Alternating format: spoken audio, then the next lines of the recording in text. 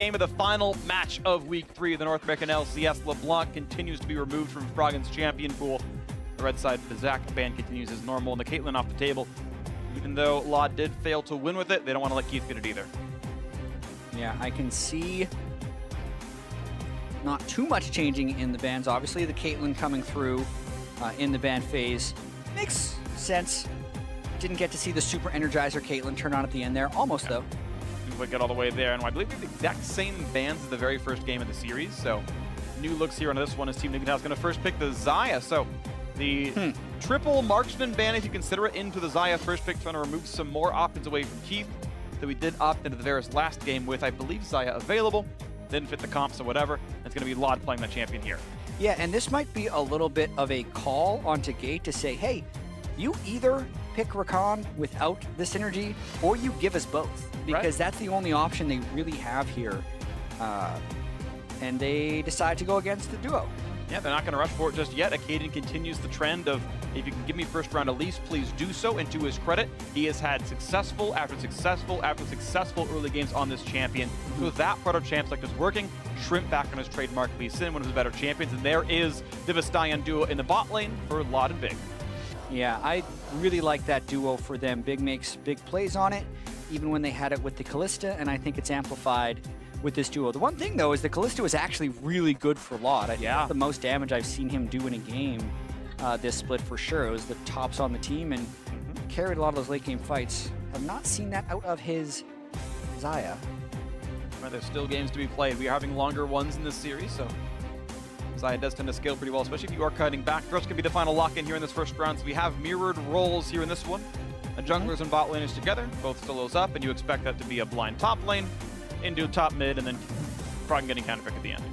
Yeah, I do feel like the patch 7-11 meta has kind of settled itself out, especially even just in the roles the coaches prefer to pick. Yeah. Pretty safely power picking junglers right now. There's not too many bad jungle matchups right now since it's Elise and Lee Sin. I mean, it's tale as old as time since they've been in the league since 2013, pretty much. And Thresh is even back, so like just generic stuff you can pick early on. And it's all coming down to the solo lanes.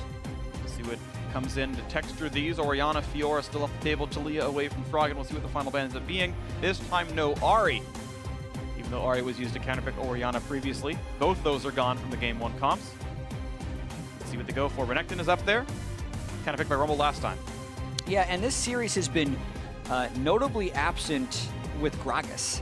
Yeah. It was a super priority in all the COG games this week, and in most other games, it's almost always, it was very close to 100% pick ban as well, and they've just been flat up ignored in this series because they're opting for either the Renekton's or the hard carries in the top lane, and they're just not going with that guy. And Galio also a bit unseen, who's also been a very popular top lane tank, so we aren't really seeing top lane tanks in this one. I guess both teams with Someday and Luke would rather have them play on fighters and have them be a bit more dynamic. Cassiopeia another blind pick mid lane for Keen. Thinks it'll go well for him. They need one final champion. What will face the Renekton? Will it be Rumble like in the previous games? We have 3 straight Rumbles. And it's going to be the Gragas, hey! And Froggen will play Gallion! Yeah! Almost. Or Yasuo! Yeah, I always like the biggest super animated when the final lock-in is in. Like they grab Camille and he's like, yeah, Camille! It's like, that's going to Someday. It's like, yeah, Gragas, that's also going to Someday. You're playing Rakan, you need to chill out. Victor's going to be the mid lane pickup here. Victor into Cassiopeia, another somewhat ancient mid lane LCS matchup here into this one. Yeah. I don't think Victor is all that strong in the general sense, just as a general champion. I think it's great in Illusion, but a little surprised to see it in a mage-mage matchup, personally. Yeah, I don't like it into Cassiopeia, but then you also have to consider the alternatives. LeBlanc, Ahri, Talia, Orianna, all banned away. Anivia is something I feel like Froggen may have banned himself from picking in the LCS since they lost a lot of games with it. Good news is there's Corki buffs in 7-12, and it seems pretty effective, so maybe that'll be back in Froggen's champion pool as high damage safe champions and have the option of going in, but it doesn't matter here in this one because Champ Select is done for the final game of the week. You can see those lineups on your screen right there. Echo Fox in the red. And those are the 5 champions there. Team Dignitas in blue on the left-hand side of the stage, ready to go for who can take this one down. Does Team Dignitas stay in that tie for first place with, I believe, just Counter Logic Gaming? I think maybe Immortals. I forget if they're 5-1. I think they are. So a 3-way tie for first place is available for Team Dignitas to join Counter Logic Gaming and Immortals, or can Echo Fox drag them down to the giant tie for third? at 4-2, joining in with, I think it was TSM and a couple of other squads here to this one. Echo Fox, again, having a pretty good split for themselves, and we'll see if they can close out this series or if it will be Team Dignitas. Yeah, and some standard matchups in this series. Interested to see how some days Gragas plays. We've seen a lot of disengage and macro map type of plays in this series so far because people haven't really played the true tanks that really look for the team fights. But right here, Team Dignitas, Gragas, Cassiopeia, Xayah Rakan, Lee Sin, all these things can work very well in a standard team fight. We'll see what they get for themselves as we are onto the rift for this final game of the week. Froggen on the victor, hoping to be that in this game. Doran's ring potion is pretty standard here. Keen on the Cassiopeia. More cleanse for him. Same for Froggen here. And as far as Team Dignitas is concerned, Cleanse is going to get rid of Varus as well as Thresh Hooks and Elise Cocoons. As far as Echo Fox, it's Xayah Roots and I guess Rakan Charms, but there's a little bit less to cleanse against Team Dignitas, but still decent with the Cassiopeia and things like this. I do actually like cleanse into Rakan. A lot of times QSS actually doesn't work great against it because the grand entrance is going to be a knock-up, and then the quickness is going to be a charm right after. Yep. So the QSS, oftentimes, you're going to QSS one, get hit by the other, or wait too long to use it.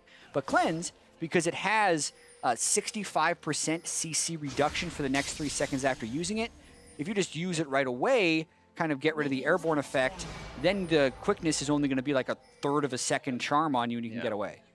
Yeah, so we'll see if that comes out and pays off for Froggen here in this one. Certainly Victor can do plenty of damage. We'll see if that comes in. Stoneborn Pact on Thresh. We see it sometimes. I don't like it because Thresh is ranged. You only get half value off of it. It tends to be better to have Courage of the Class and be a frontliner, but it's still up for debate. 5% health is going to happen regardless. Occasionally they're going to be invaded upon. And this could be pretty nice for Someday and Keen. Actually not getting that much done as Arcadian getting some of this. The barrel, what will it kill? Looks like actually nothing. It'll just help his opposing jungler. Oh, he gave one away. Arcadian could have seen the barrel. He gave away one of them. Yeah, he just needed to stop damage for a little bit.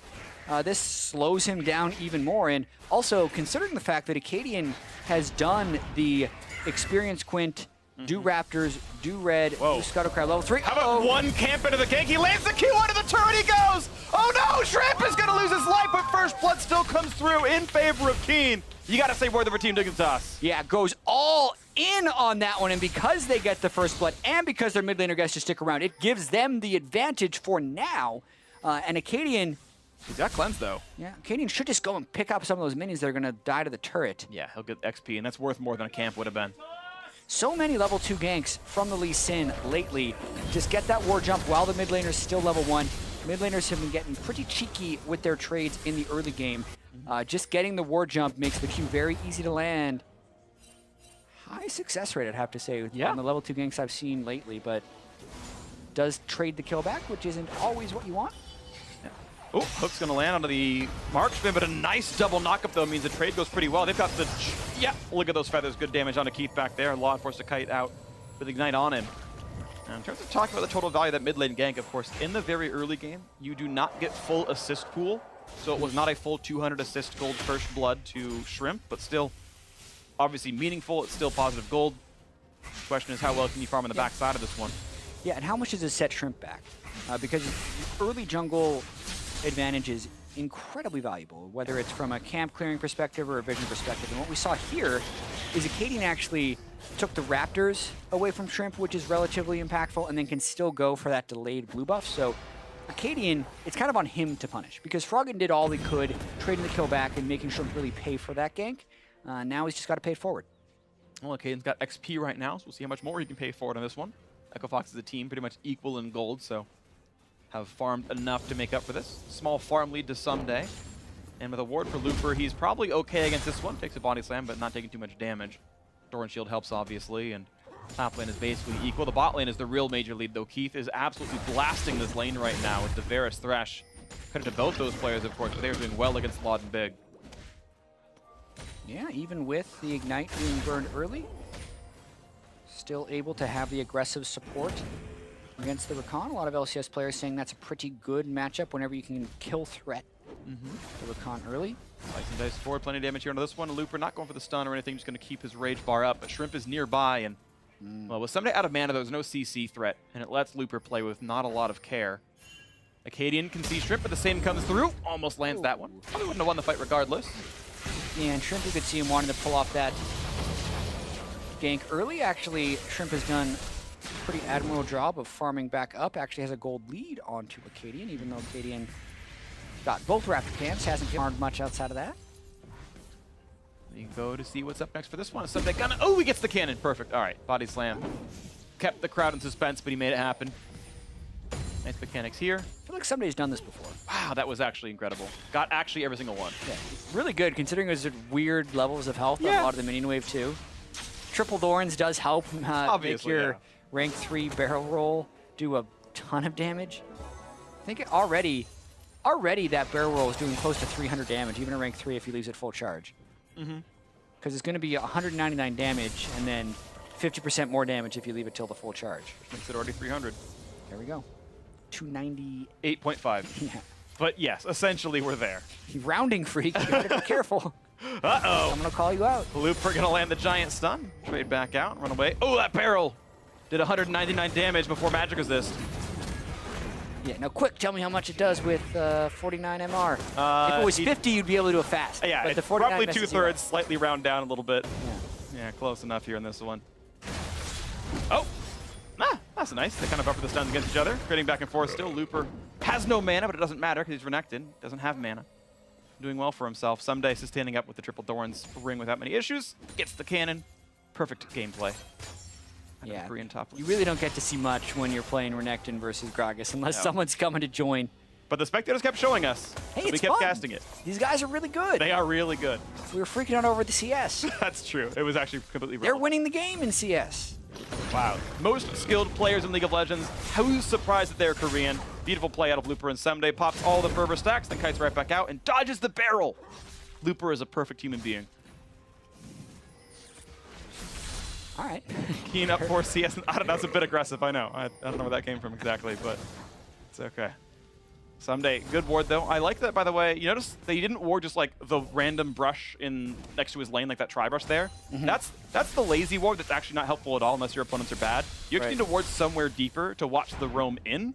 Yeah. The one over the wall there, for example, saw Acadian. He's got a lot more control over whether he's going to ganked or not. True. Look at that. Cocoon in the face, though. 300 health left on Shrimp. There's the poison as well. But he's got backup from Froggen, so all is going to be okay in that one. A quick safeguard to get the shield across. Back to farming goes Shrimp. Keen could have gotten his miasma down. It may have threatened a little bit more of a kill, but basically Froggen being there at level 6 made sure nothing much was going to be doing there. Lost the cannon, but they find the root. A lot of damage there. The knock coming back across, though. But look at all the feathers coming across. Now Lod forced to kite back out, but the hook's going to land in a big piercing arrow used on a Lod. Zona heal maybe a bit preemptive. Big was basically full health right there, but Lod hits the button anyway. Keeps the health bar big, and out they go. Now Keen threatened to be dove by Froggen. Kites away from the laser. Gotta say, questionable flash forward by Keith in that trade right there while they were fighting. I think he was trying to get out of the Rakan CC, but ended up flashing a few inches forward. If they caught that, because there was a lot of chaos there, if they saw that he actually flashed forward, then that's very real return gang possibility once both Big and Lod hit 6, because Big still has his flash. Big, there's a coin behind you. It's worth 20 gold or something. It's right there. Yeah. Oh, it's like practically a cannon minion. Okay, it's actually a melee minion. But How long do they stay on the ground? I actually have no idea. I've literally never bought coins since it came out because I only play Bard. Okay, timed out. He lost it. Yep. Unlucky. Life is pain. He's going to miss out on that potion of skill a little bit sooner. Yeah, true. Equal gold, though, in this game. He's going to be okay for himself. Sightstone in for Big. Same here for Gate. He's got his boots, the same as the opponent. BF sword plus the dagger, though. Lod, maybe a stronger damage power spike, but sustained for Keith should feel pretty good on this Varus. Pretty similar recalls either way. Keen keeps it standing back up. Honestly, it's been pretty equal laning phases, and after the earlier skirmishing, it's Acadian. Oh, that's so smart. Cue the brush before you face check in. Make sure someone's not there. Smart choice by Big. He could have died. Would have been very dangerous. That's exactly what Acadian wants, is people to face check rush early game on Elise with the incredible burst damage. Not happening yet, and it's pretty much just a farm fest. Very reminiscent of Game 1, actually, where we got a ton of early game CS. A little bit more aggression in the bottom lane that we saw. Obviously, the early game gank throws it off, but as far as just generally people sticking to their lanes and doing their best to just kind of split farm and go in and out of farming patterns. Yep. Very reminiscent. And I think that favors Team Dignitas a little bit here. Yeah, exactly, because EchoFox has normally gotten major leads, and it's been usually Acadian getting sick ganks off. This time around, he hasn't gotten that. He's just been, as you said, trading farm with Shrimp. Bot lane, still a bit of pressure, but the farm is actually getting bled back, even though they're getting the push lead. Lodge should be able to tie up in CS numbers at the end of this wave here. Actually might be up one at the end of it all. So props to Team Dignitas for coming back into this one, despite taking a couple of bad trades. And not having the same sustain. Someday looks at the mid lane, but Froggen kites down to the bottom side of the lane. He's going to be fine. Very aggressive control ward put down. That likely was a misclick. And Big, actually, trying to play around the fact that that ward can't see him. Just now will kill it. He doesn't give Lod the last hit for the 10 free gold. Unlucky. Doesn't want to get revealed. I think that would work. Yeah, he shouldn't get seen. It reveals the attacker, not the spot where the ward is. Yeah, so he should not have been seen, so he's actually slinking around there. That's actually a pretty cute play, but Acadian waiting in the exact mirror of the location. Froggen looks to maybe go in, but doesn't want to give away that Acadian's nearby. Shrimp gonna try for round two. Here comes the all-in. The ulti's been burned. Here comes the attack from Froggen. Flashes away, and a big whiff on the cocoon, but looking for Keen. Jumps away from the petrifying gaze and gets delivered to the turret, and Keen gets the kill. That kick from Shrimp was nearly a sacrifice, but it works out in the end. Nicely played. Team Dignitas get the kill in the mid lane. Yeah, it's also exactly what they needed to do as well. The kick locks him out of being able to do any damage while he's flying towards the turret, and then Keen doesn't necessarily panic and just keeps dealing damage. So cute start to that, honestly, when they were trying to bait him into the brush, decide to go with it anyway, and still come out on top with the kill. Miasma delayed Froggen's escape for a while. The teleport does have them fall out, and Acadian thought he'd have the kill for sure, but never gets the execute onto Keen. He used it earlier. It was actually part of his initial damage combo. He was down to auto attacks at the end, and you can't just do 500 damage into a turret like that, so good kick by Shrimp. They made it all happen.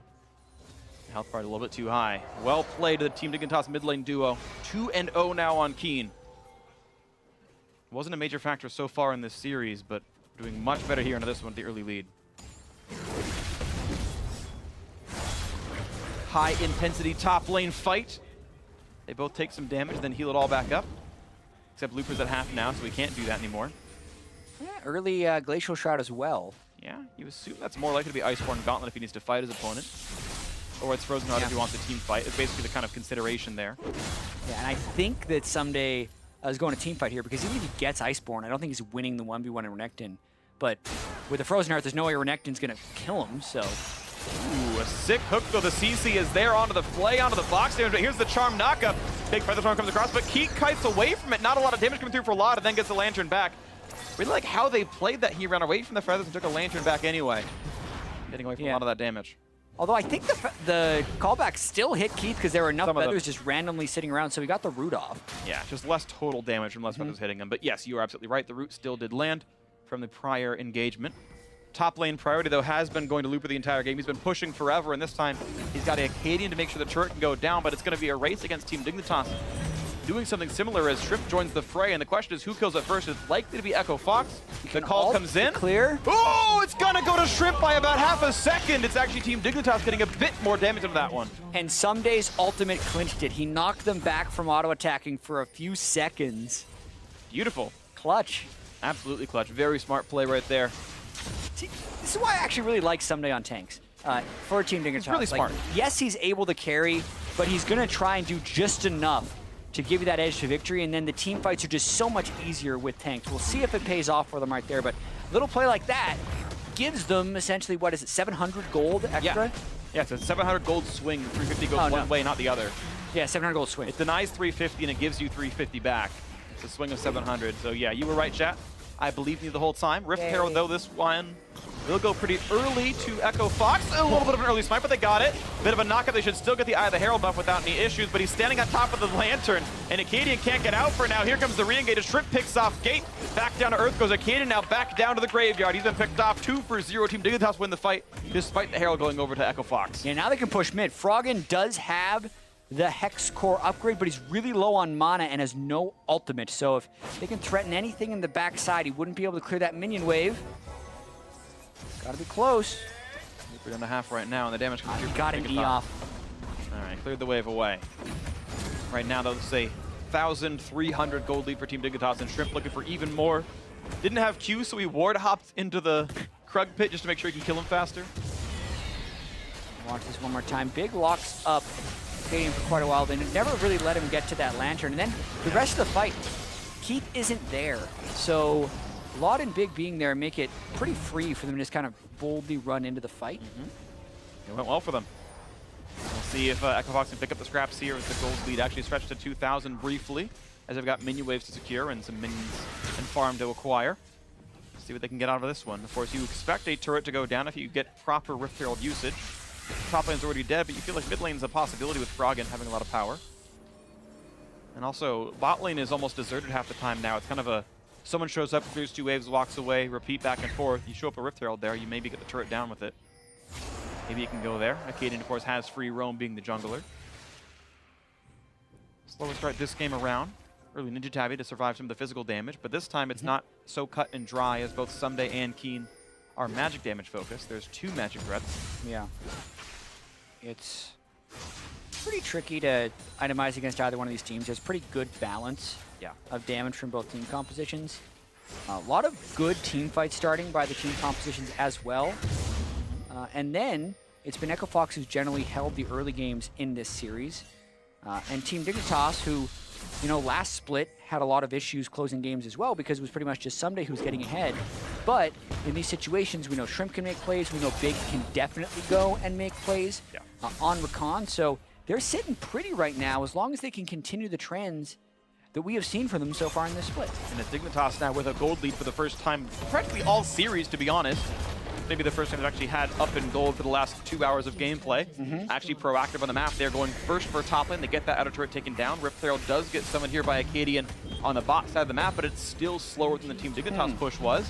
The question is, can they get tier 2? That's likely if no one shows up. And you can see the Vastayan duo, Laud and Big, heading to the bot lane to counteract this. Yeah, Keith would want to go for tier 2, but he has no wards in the spot. They even had a really nice deep Farsight totem that Keith placed to know whether or not he could finish that because he was watching them run out of the base. So credit to Keith there. He gets that one, only gets half the turret damage here, and Someday gonna get cocooned! He didn't see Cadian was coming. That's going to be a dead Gragas. Has flash. Gonna body slam away for a bit more time, clear some waves out, but he's going to drop for this one. So a kill picked up for Echofox brings it a bit closer. 1,700 the difference. Yeah, mid lane under fire. Didn't really catch why he was so late on that recall. Definitely got a... I think he stayed for more waves to push. As just Laud and Big were going to defend. Didn't realize the Cadian was coming. Gotta say that's a misplay by Someday. Either way, they're trying to keep the waves managed. One thing that Echofox can do a lot better with the Victor is keep mid lane priority better than they did in games 1 or 2. Because it's so easy for him to just clear the wave with one spell. We'll see if that can keep happening. It's certainly going to be faster than what Cassiopeia can do, so that'll help Echofox a little bit throughout this mid game. We'll see what comes up next. 2 minutes under that till Mountain Drake comes up. 2 minutes until the Baron Nash responds, though it's without either team having a major lead, unlikely to be killed before 30. Look at the play on Keen, not going to find that just yet. Just still playing the wave clear back and forth. And we'll see when things start to come through. Shrimp waiting in the wings in the mid lane, but you can see Froggen hugging his control ward to make sure he's safe. That's always correct, to play to the side of the vision, or the side of the lane where you are less likely to be ganked from. When you have a ward, you're not likely to be ganked from there. Yep. Smart play, as usual, by Froggen in the laning phase. Been so dominant this year.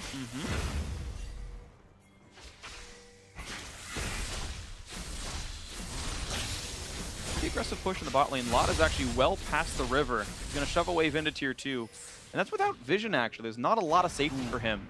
He's not going to get punished for it, but it's usually a bit tricky to go that high up. Going to be fine with it. Big says, I don't want to join you. You go back to the base. I'm going to hang out with the Scuttle Crab. Pretty dangerous, too. I mean, as you mentioned, they just warded where he recalled from right after he got out of there, but they typically get away with it and continue to scale up here. No timer necessarily on Team Dignitas for playmaking, but I do think the Mountain Drake will be extremely beneficial to them in this instance, mainly because of the Cassiopeia and how much faster that even makes the Baron with Cassio, who already takes it in near an instant. We'll see what comes through. Mountain Drake up in 15 seconds, and Team Dignitas are the team with the map control. They've already got the Cloud Drake for themselves. Mountain maybe not a far cry away. happens next step here is mid lane getting cleared back and forth, and lanes being switched around. Froggen now is going to take the top side of the map, so he's nowhere at all interested in being near this Mountain Drake. Shrimp going to solo it with probably not even a glance from Echo Fox. Yeah, really good, actually, sneaking in the back. Echo Fox not really caring about the Mountain Drake in this game. Probably don't necessarily feel like they're at that point yet where they can fight. Looking at Froggen's build, just Sheen and an upgraded Hex Core, not a big threat in team fights when compared to the Cassiopeia right now. So potentially the right call to let it go, but Team Dignitas smartly go for it almost immediately. Yeah. Froggen's build's kind of interesting because Sheen and Phoenix Codex don't build into anything together. Now, they are both CDR items, and if he really wants cooldown reduction, then, hey, you've now got 30 from items, and that's really good. Usually with runes, you hit 40 by the end of the game. Right. I don't think he meant to go Ether with. I think he just wanted a CDR burst to get some good damage on a Shrimp, and now got to fight for the blue buff. Yeah, it could be true. It's interesting. It's atypical. When you have the upgraded Hex Core, the CDR scales super, super well because you're always refreshing that move speed over and over again. But yeah, I agree with you. This is not normal from most victors. I think you either go completely Sheenless and just into the full AP route when you're staying really far away, or you go Lich Bane quite early where you're planning on being a little bit more short range and trying to burst people up very quick. So trying to split his... Oh, Jake gets caught out there, pops up, and there's the damage up from the brush, and they finally get to play Keith. Again, finding the big Varus ults to engage the fights. Yeah. Alt Flash is his new favorite thing because he seems to do this all the time when he plays Varus. Gets the pick, but can they do something with it? I mean, it's 21 minutes and 30 seconds. Normally when you get a pick, you move towards Baron. They have control wards, but they do not have very good Baron killing. Yeah, they don't right now. So the question is what's going to happen here in this one, because there's still enough wards from Team Dignitas that it's not a sneak just yet. You can see that blue trinket ward right there. Echo Fox back in the mid lane this time. They are going to at least match the minion waves this time around. They've now got 20-second window between this wave dying and the next one showing up. Not going to lose much here. Looper gets the last hit. Froggen gets spotted. And now it is Fog of War, and Echo Fox can threaten a Baron rush and try to bait them in. So there's the trinket usage. It's actually 3 blue trinkets from Team Dignitas. And what is Someday doing? He's stealing blue right now. You need the tank to check that Fog of War, but they're going to get away with it. Now they have a ton of pressure, so... I mean, Echo Fox didn't know that Someday was completely missing, which is why they were kind of respecting it. But that was an incredibly dangerous situation for Someday to just sit up blue. And Team Dignitas able to stay in the mid lane means mid-priority, means they have the waves, mean mid lane turret falls, despite that Echo Fox was playing without a Gragas being anywhere near them. Yeah. And it is Team Dignitas get a blue steal, get a mid lane turret, get to delay the Baron, and get more gold out of the entire situation. Yeah, I mean, Someday had teleport, but there were no wards to teleport to. All they could do is throw in Farsight totems or face check. And, I mean, they got away with it. They had, once again, mid lane priority, so they're checking through a very small area where they weren't expected to necessarily get picked off, and they knew the Varus ult was down. So another a lost trade by Echo Fox, even though they are the ones that originated it with the pick onto Big. And it's interesting seeing team and player play styles, because Someday's playing the same way he was on Camille, which is his extended split pushing. He's staying by himself a lot longer, prioritizing his farm, prioritizing his pushes, saying, don't worry, I'll TP and join you. And Looper, this time actually on the better split push for Armonectin, and is still the one proactively joining the team, saying, we'll go for the play together. Now that's probably an Echo Fox call, saying, let's do something together as 5. But in this case, the champions don't suit that as the primary play style, but it is still the way they're playing, just like in the last game. Yeah, because Someday's at a point right now where I think you're peaking as Gragas. When you have the high CDR build, your base damages are there, and people haven't built Void Staffs or Last Whispers to cut through huge resistances and self-healing. So I think Team Dignitas should be looking to teamfight around now. They even have the Static Shift Power Spike on Tazaya, but Someday just chilling over in that side lane. Maybe we see a TP play sometime soon if Echo Fox tries to push up. Maybe eventually. Want to point out, Big did complete his support quest a little while ago, so level 10 will be rank 2 quickness. That's kind of nice for him right there. He basically can pretend he's level 10 aside from base stats and trinket usage, but he got that one already anyway. And that'll be a little bit nice thing for him as we continue on looking for a bit of a play. Control ward's going to be fought for and traded back and forth. Team Dignitas now have Fog of War lead around this Baron pit. Varus ult's going to land on a Shrimp and is going to hook in the support. Good damage into Big, who jumps right back out, and the Chaos Storm is in, but doesn't find a lot of damage. Just a little bit of chips onto the Team Dignitas support right now. Not a lot gained. Someday has joined the team a little bit here. Hasn't found much to do yet, though. Yeah, had to body slam over the wall on his approach, which is generally why Keith actually ulted, because he didn't think the counter engage from Someday would be able to be immediate. Now Looper might be waiting for a fight to break out, hoping to get a flank. See if he looks for it. He is trying to join instead of trying to split push, even though teleport is up. You think he'd want to be on the side, but he's not. Cassiopeia Mountain Drake right here, and there's the Gragas that can keep them away. They're trying to rush it down. No blue tickets available. The damage still coming through on a Baron. 2,000 health. No one's in range to steal. Here comes the shot. It's going to go over to Shrimp way too quickly. Now the two-man knockup. The follow through the roof. The damage of 2 kills already. And Team Dignitas absolutely slaughtering Echo Fox now. Gate left alone. Jumps over the wall. He's got Froggen near him. An explosive cast takes him down 4-0. Only Froggen stands. What a turn there by Team Dignitas, dancing back and forth around the mid lane for so long, and then making an incredibly decisive call. Someday as well, clutching at the end of that team fight, but mainly it's the Cassiopeia Mountain Drake and the confidence to go for that play. And they're going to now look for the 2-on-1 against Froggen as the rest of the team pushes elsewhere. Chaos Storm is back up thanks to the CDR, but he's now out of mana, and the kills should be coming through despite the minion lane being kind of annoying. He's out of spells. The kill comes in. Another shield comes through for Courage the Colossus. The mid lane inhibitor will fall as well. And this, Echo Fox, is what a team does with a gold lead. Significantly faster shot calling. Team Dignitas doing so much with it. Yeah, contrast the Baron plays of the two teams. In this game alone, Echo Fox ends up losing a mid lane turret off of their dance. This is what Team Dignitas' dance gives them. 2 instant kills onto the Elise and the Varus. No chance in the team fight for Echo Fox as they pile in right as the Baron falls, and a delayed ace plus the inhibitor. That's about as perfect as you can get your result to be for a 24 or 25 minute Baron rush. 8,000 gold up at 26 minutes, and it's likely to close out in the next 4 here as Team Dignitas have all the advantages they need. They've got an Ocean Drake ready for them if they want to get more. But you wonder what their actual objective is going to be. Looks like Laud someday will take this one down, but the rest of the team ready to move forward a little bit elsewhere. Looks like it'll be pressure towards the bottom side of the map right now as they're joining the rest of the reinforcements from this Ocean Drake attempt. Gate's got his quest done as well. That's the shield around him. Yeah. A little poke back and forth. And also, for comparing what you do with an 8 or 10,000 goal lead from Game 2 with Echo Fox to Game 3 with Team Dignitas, the team composition actually factors into it pretty heavily. They have a tank initiator, which is something Echo Fox was critically lacking in the last game due to their style of team composition. Now someday, with this Gargoyle Stoneplate, Frozen Heart, 250 armor, 2,500 health build, they can try and power down Echo Fox's base. Absolutely. And even Big is doing a good job of that one as well. Look for the play forward. Hook's going to buy some time, but suddenly pop the Stoneplate. Going to stay alive for this one. Damage now onto that bot lane inhibitor itself. The turret's already fallen. Double inhib down. We're only 27:30 into the game.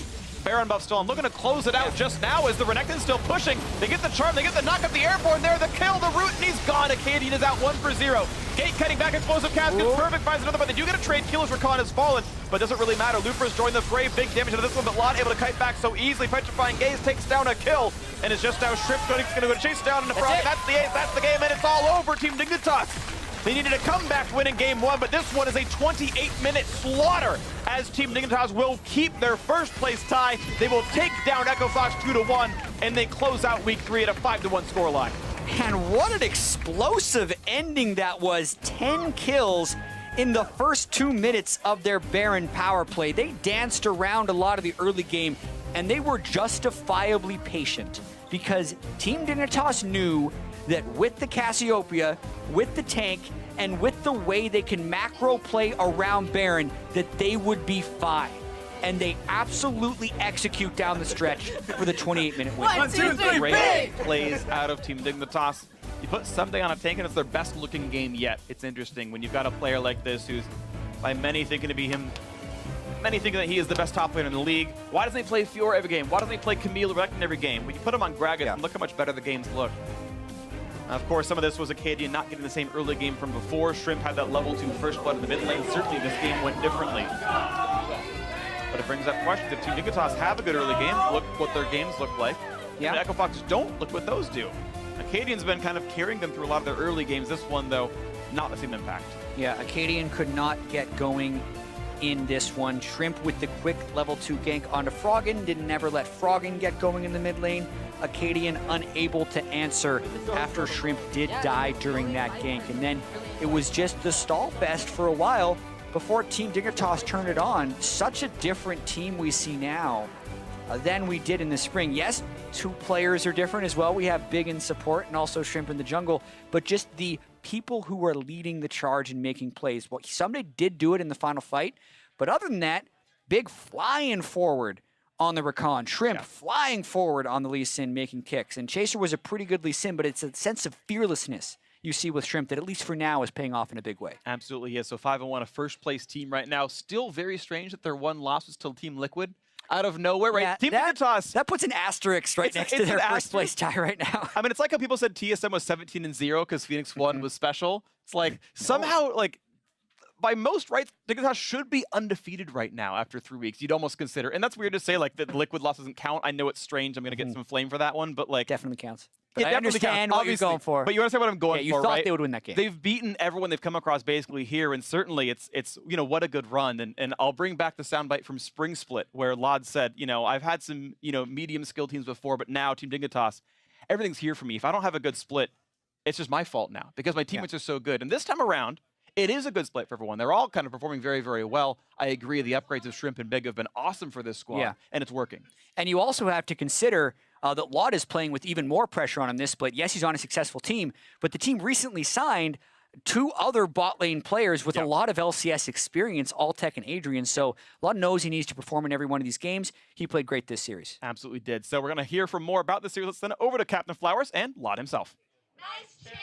Thank you very much, gentlemen. I'm here with Lod, who, with the rest of Team Dignitas, is now sitting on a 5-1 record, tied for first place in the NALCS. Talk to me about how that feels and how you guys have progressed as a team since Spring Split. It feels really good. This time last split, we were like 1-5, so we like swapped things around. We've done a lot of hard work. I think everyone is practicing really hard, and we've just had like a lot more synergy now. Big has a really loud voice on the team, and he's not afraid to get hyphy, which is really nice. So, yeah, it's going good so far. Now, every time we see Big, he always seems so excited and so energetic on screen. What's it like, the synergy that you two have built up? You talked about the hard work and that coordination and that teamwork together. What about you two specifically in the bottom lane? What's making this work and click for Dignitas? I think we work really well together because we don't take ourselves like too seriously. You know, like when we make mistakes, we're not afraid to call each other out on it. And I think that's really important to have in bot lane. And yeah, I don't know. He's actually like super energetic and hyphy like all the time. Like what you see on screen is like how he is. So, you know, it's enjoyable to work with, and I really like him. Yeah. Sounds like a fantastic team environment. Now, we mentioned you guys being 5-1 at the top of the NALCS standings. Now, that's not a lone crown that you hold. You currently share it with Immortals and with CLG2. How do you guys feel that you stack up compared to those teams, and what are you expecting, especially considering in the upcoming week you are squaring off against Immortals? I'm just really excited to play them. I mean, I'm not really sure what's going to happen. I think we're all really good teams, like all 3 of us. And I think it'll just be like some really close matches. So I'm just excited for it. All right, one last question specifically pertaining to that bottom lane once again.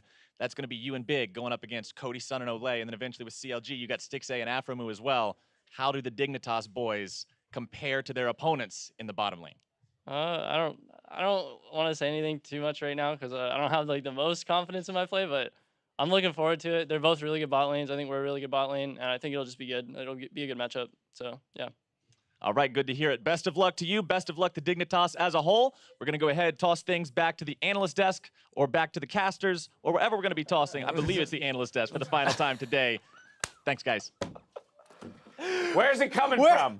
Where is it coming? Who's up next? Captain Flowers, Is it the where are analyst you? desk? Captain Flowers? I think it's us. I think it's us, Mark. Oh, hello. you know what? I think it is. There it is. Oh, All I see right, my hey. hand. Hey. Good on Dignitas. That's how you close out a game there. Building up a nice little early lead. They find the right fight for them to get the Baron, and then with a single Baron buff, they close it out, getting business done as would be expected, moving to 5-1 at the end of week 3. I like what they did with the draft this time around. Instead of going like, let's go hyper late game because we're sure once we get there we'll win, why don't you just secure your early game so you don't have to worry about playing from a deficit, go into the mid game relatively even. And also someday on a tank, I know everyone wants to see like the best top laner in the league on a carry, but he's also one of the best tank players. Yep. Great to see him on Gragas against Renekton. Went completely even in the matchup that we saw. I think it was the FlyQuest series go horribly wrong for the Gragas. So good to see that he's just held on a lane phase, found some good engages later on, and they played the team situations out well. I like that point around pivoting away from, like, yes, we're confident in our late game play and that if we were to get there, we could win the game.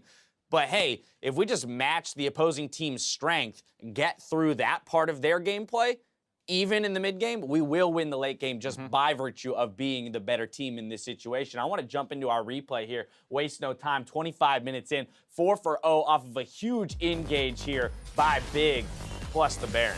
You see a huge flank. It's just a good call to melt it down as well with the Cassiopeia and the Mountain Dragon making that free. And then once you have it, you know, they're a little bit too late showing up. You get a nice stun.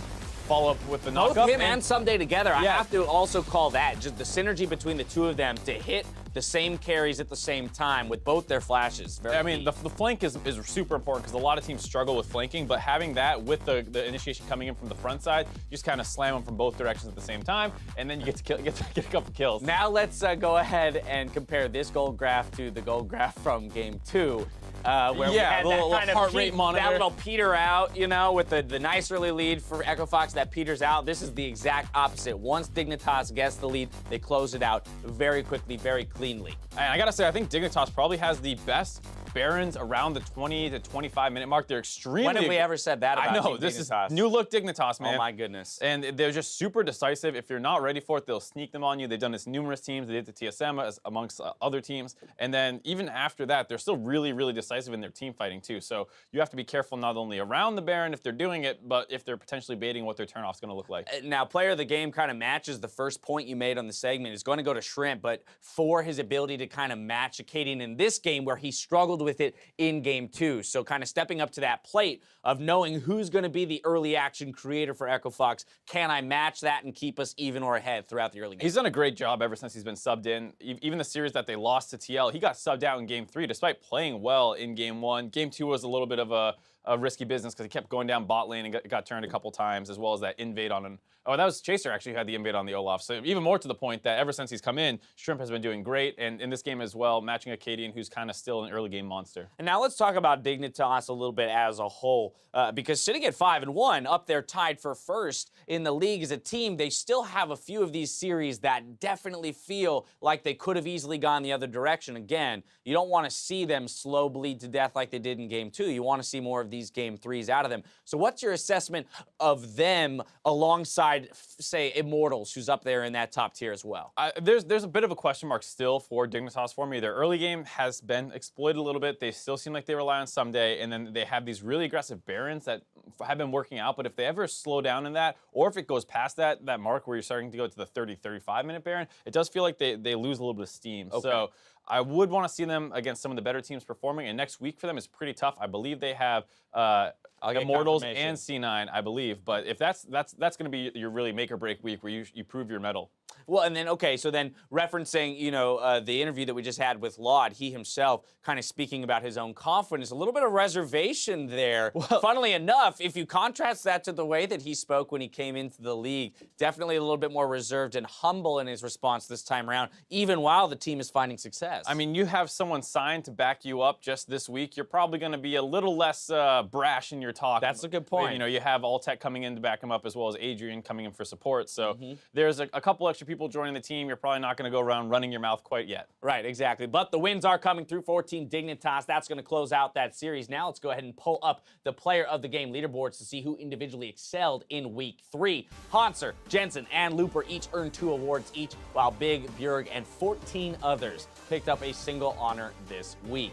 Now, if we switch over to the split-wide leaderboards, you see that Frog and Someday and Xmithy are neck and neck at 4 accolades each, with players like Looper and Sneaky close behind at 3 POGs.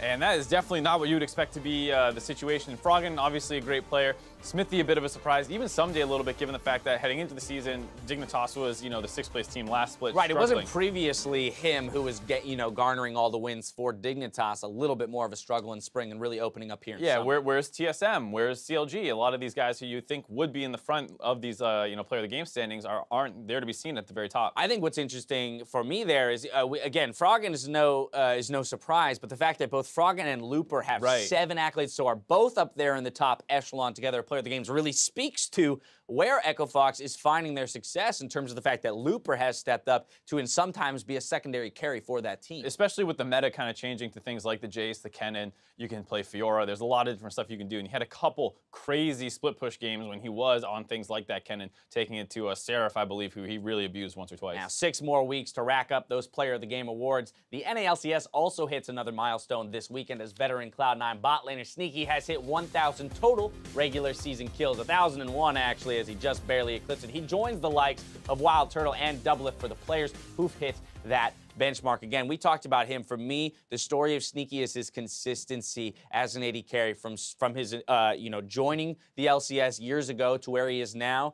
He's very much embodied the role of an AD carry, not necessarily a star, but he's always there and he's always servicing a victory. There's nothing more you could really ask of him. Does he need to be the super lane dominant player pulling tons of resources to the team? No, he's always had someone else who's able to fulfill that role in this team, and he does exactly what they need him to do, as well as you would never hear a bad thing about this guy behind the scenes either. Yeah. A lot of players, oh, he might have a bit of an ego, this or that. You see Sneaky, he's just such a troll the entire time. Exactly. It's hard yeah, he is who you see there on the stage very much. So it's funny, even in that interview, he's joking about the fact he's like, well, I probably would like to get more kills, but we're handing them over to Jensen constantly. I mean, Jensen, by the way, racking up some crazy kill numbers so far this split. Now, though, it's time to pull up the standings to see how teams finished in Week 3. Team Dignitas, Immortals, and Counterlogic Gaming continue their hold of first place, while Echo Fox and Cloud9 drop to 5th at 3-3, followed by FlyQuest and Team Liquid, who will try to bounce back from 8th in Week 4. Meet us back here Friday for more North American LCS. It all starts with a battle for first place as Xmithie's Immortals takes on Afro Moo's Counterlogic Gaming. That'll be a very exciting one, followed by Phoenix One looking for their first win against Echo Fox. In that series, Immortals versus CLG, how you feeling about that one? I mean, you got to talk about the junglers, right? They were the ones who traded out. Both of them at the top of the standings now, a trade that worked out phenomenally for both teams, and now they really get to kind of prove that, like, I'm the guy who's in charge now, and I'm going to make my team better than yours. It's going to be a great jungle matchup. I'm very excited for it. We have to wait a full week to get it, though. You came out today on Twitter to call out your big plays of the weekend, and here are just a few replays we couldn't resist. Brought to you by Acer. Our first tweet comes from Trichromatic, who pointed out the Xmithie special. You fall for one of the classic blunders. Never go for a 50 Baron against Xmithie. Take a look. Cena, and actually in a pretty precarious spot. Xmithie gets strung, propels force down, he goes into the pit though, pops the zone, just buying time, damage still there, but Xmithie, oh my god, he stole it, C9! Not able to take him down, and Immortals are going to save the game. That was a thing of beauty from Xmithie, one of the best Baron steals you will see. Yeah, I'm gonna try to go in. Can you go in, Eugene? Not really.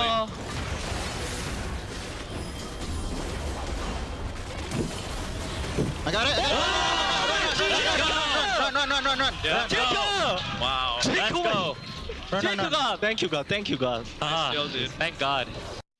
Thank you, God, referring to Xmithie. Someone else got confused and said, thank God. They were specifically referencing Smith. Yeah, exactly. I mean, I love that. Repel into Zonias, into Flash, then Q, execute with the smite. Beautifully done. Gotta respect the composure that is displayed by that veteran on the stage. Up next, Broken Madness, who joined us in celebrating Cloud9 Sneaky's 1,000th kill. Here it is. Context now into the front line. A sneak and a rampage. There it is. Kill number 1,000. Hey, congratulations, Sneaky. Too much damage on the balls, and he ends up going down to that arrow. Look at that, very nice snipe. Stylish 1,000th kill, I have to say, for Sneaky. Again, and congratulations to him. And finally, Yaka asked, did Ryu just a penta? That's not written correctly. Did Ryu just get a penta? Nice! That seems like an appropriate way to sum up a Taliyah penta kill. Here, take a look. Now we're going to see yet another one. The root and the lockdown onto Big seals his fate, and that's a freebie for Phoenix One. Now Dignitas in retreat as P1 looks to make it even more locked down and beat up. As Shrimp gets himself in a spot where he's not going to be doing a whole lot more. 2 for 2 so far. Someday in the middle of the fight, Arrow going to be taken very low. Shrimp still looking to find the kill. A triple kill, though, for Ryu. As Shrimp gets himself killed, only left alive. 1 versus 2. I don't know if it's going to work out too well today.